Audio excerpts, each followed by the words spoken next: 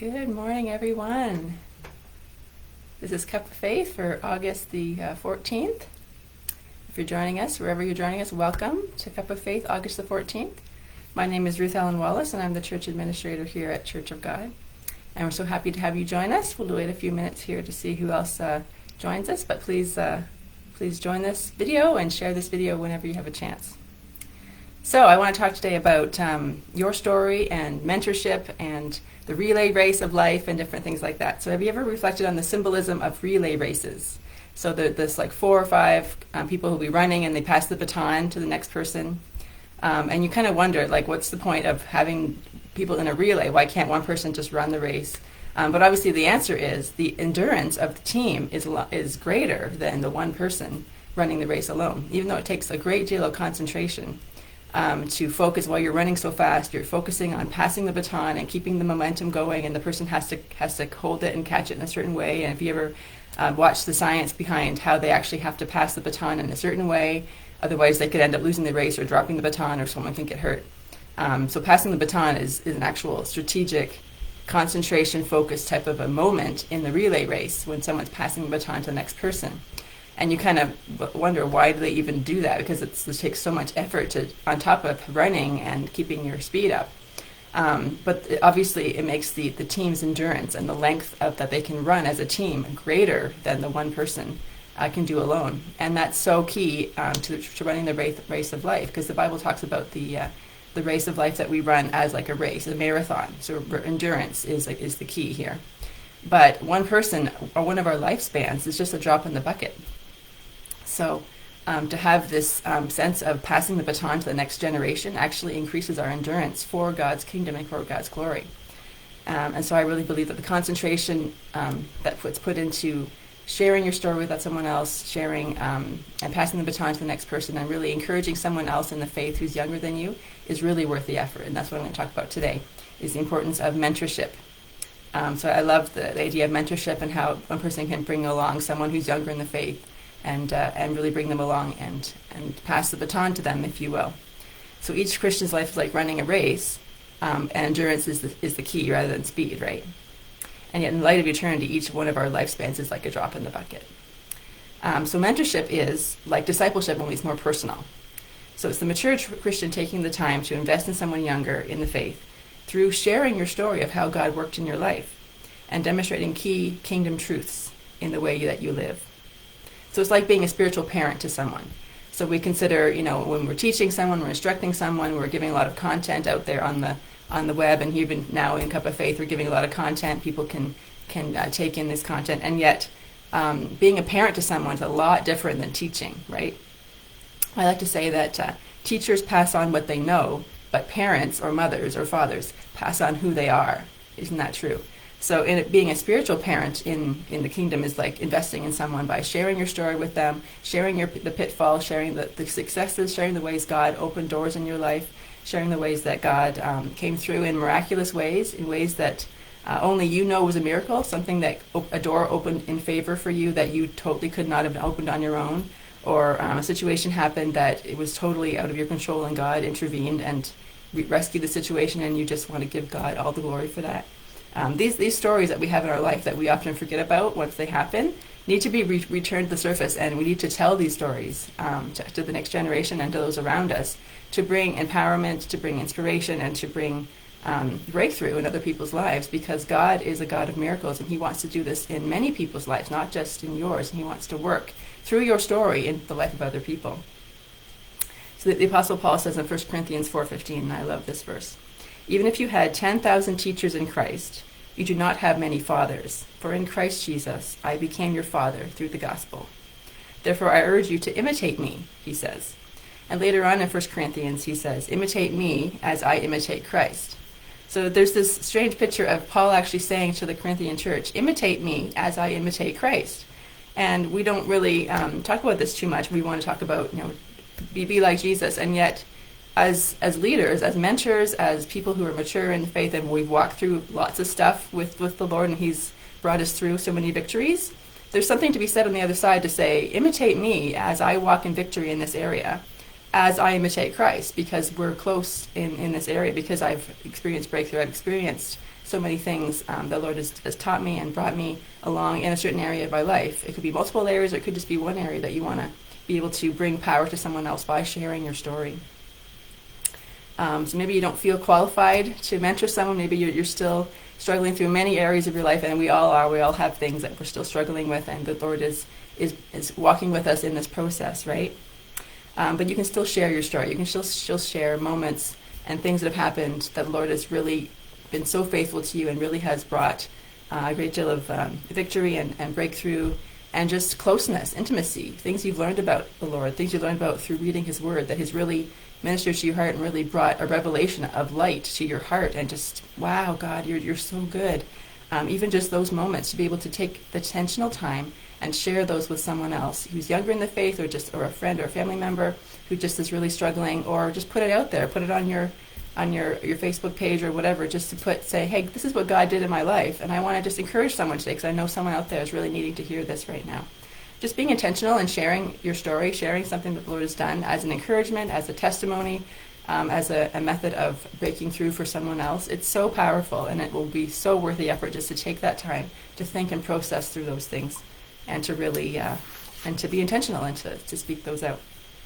I also want to say that in Revelation 12:11, we have this verse that says, they triumphed over him, Satan, the accuser, by the blood of the Lamb and the word of their testimony.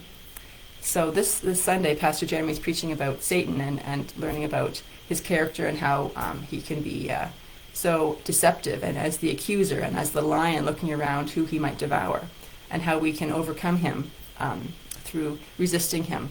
But I just love how we can also overcome him by the blood of the Lamb, the blood of Jesus Christ, and the word of our testimony. Like, that's just so powerful, how God has intervened in our life, and how the blood of the Lamb has made such a difference in our life. And just to speak that out can actually overcome the enemy in our life and in the life of other people.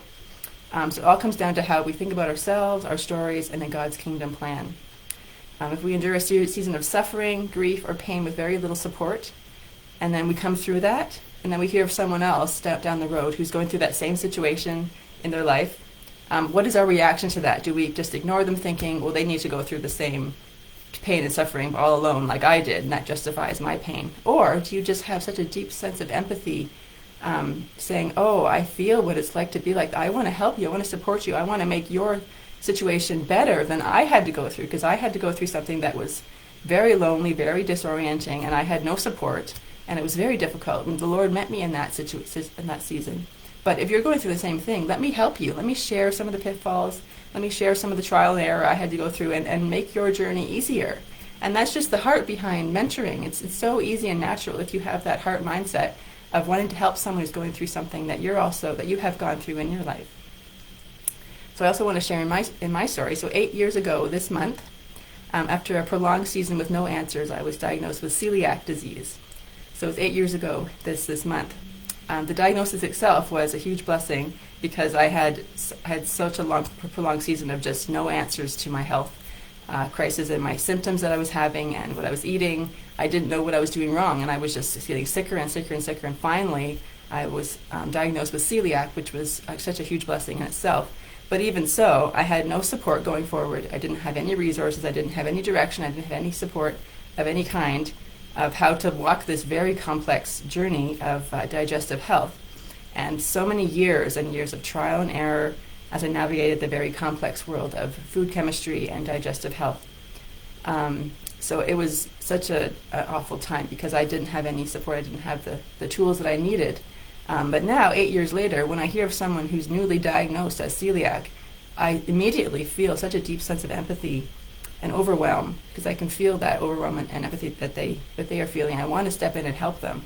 I can't tell me how many times I've met somebody, literally taken them to the grocery store and walked them through where I find the foods that work for me, because it's so overwhelming to go to the grocery store when you know you can't eat certain things, and to read labels, and it's just an example of how we can walk alongside somebody in a very practical, tangible way in a certain situation, that when you just have that sense of, I want to help you because I didn't have the help, but I want to help you so you don't have to go through what I went through.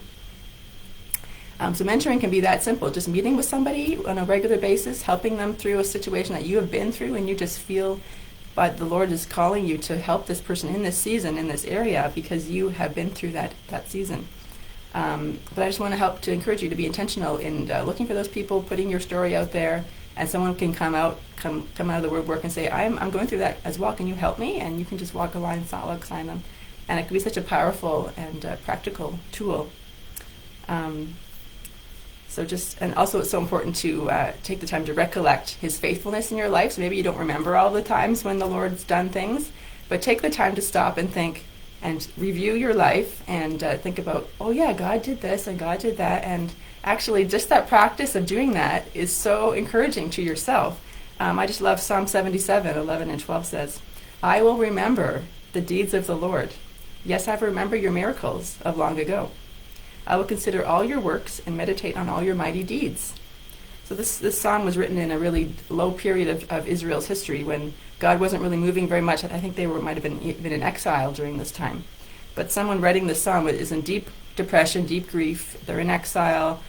God's not speaking or moving, and they just feel like God's abandoning them. But they encourage themselves in the Lord by saying, I will remember the deeds of the Lord. I will remember your miracles of long ago.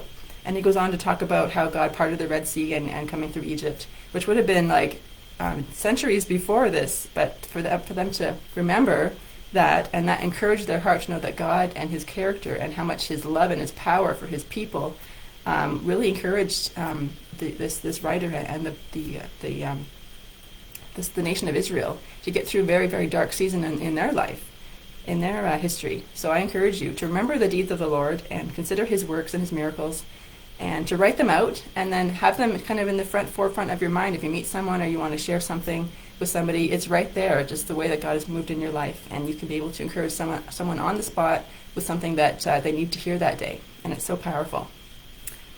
So that's kind of all I have. I just encourage you to share your story. Go out there and share your story, put it out there. It doesn't have to be deeply personal, like I said. I mean, it could just be a health journey that the Lord has brought victory and healing in your life to something. It might be someone else's story that's inspired you that you want to share. It's usually like a story you've heard of somebody. But I just encourage you. Maybe you want to take that next step and actually be a mentor to somebody. But I want to encourage you, if you're a woman and you want to actually join our women's mentoring program, it starts in October.